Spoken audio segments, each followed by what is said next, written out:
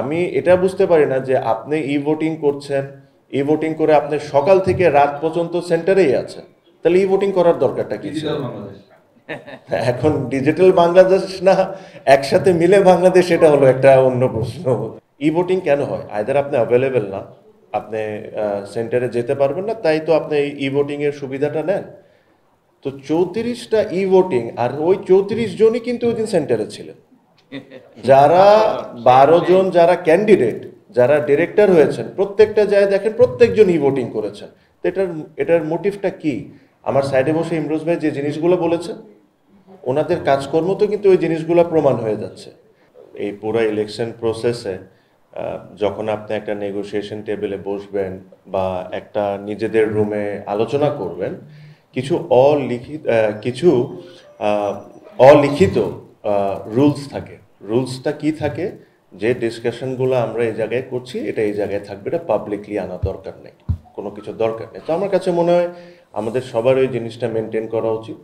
আর আপনি যে কথাটা বলেছেন যে আমি এখানে কোনো ব্যক্তি, এটা না, আমার কাছে মনে হয় আমার স্টেটমেন্ট ডে ওয়ান থেকে হ্যাজ বিন অ্যাবসলিউটলি ক্লিয়ার। আমি মনে করি না যে এটা কোনো ইলেকশন ছিল, আমি এটাও সাথে মনে করি না যেভাবে করে জিনিসগুলো ঘটেছে। আমি ছোট্ট একটা পয়েন্ট ধরে দিতে চাই আপনাদেরকে, আপনারা সবাই জিনিসটা নিজেদের মতো করে যাচাই করে নিন।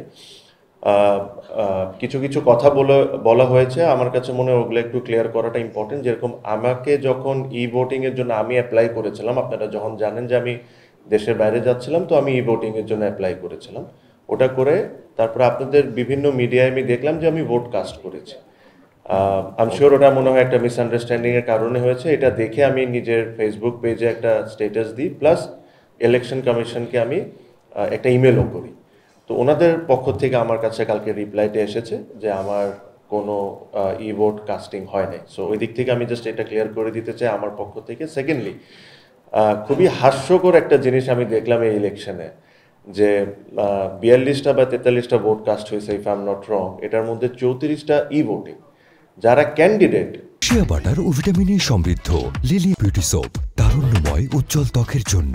রিমার্ক, ই ভোটিং কেন হয়? আইদার আপনি অ্যাভেলেবেল না, আপনি সেন্টারে যেতে পারবেন না, তাই তো আপনি ই ভোটিং এর সুবিধাটা নেন। তো 34টা ই ভোটিং, আর ওই 34 জনই কিন্তু ওই দিন সেন্টারে ছিলেন।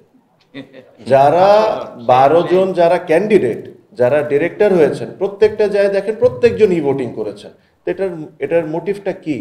আমার সাইডে বসে ইমরোজ ভাই যে জিনিসগুলো বলেছেন, ওনাদের কাজকর্ম তো কিন্তু ওই জিনিসগুলো প্রমাণ হয়ে যাচ্ছে।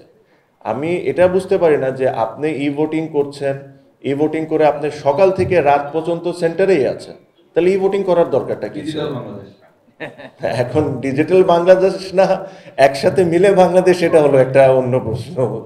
বাট আমি ছোটবেলার থেকে শুনতাম সব সময় যে ইলেকশনে লাস্ট মিনিটে পোল্টি হয়ে গেল, এটা হয়ে গেল। তো এবার একটা এক্সপিরিয়েন্স হয়েছে, বাট দ্যাটস ফাইন। এটা আমার কাছে মনে হয় ওনারা আলাদা ইন্ডিভিজুয়াল, ওনারা যেটা সঠিক মনে করেছেন ওনারা ওই কাজটাই করেছেন, এই দিয়ে আমাদের কোনো ধরনের কোনো কমপ্লেন নাই। বাট সাথে আমি অবশ্যই এটা বলবো যে আজকে আপনারা যা স্টেটমেন্ট দিচ্ছেন, এই স্টেটমেন্টের সাথেই কিন্তু থাকিয়েন।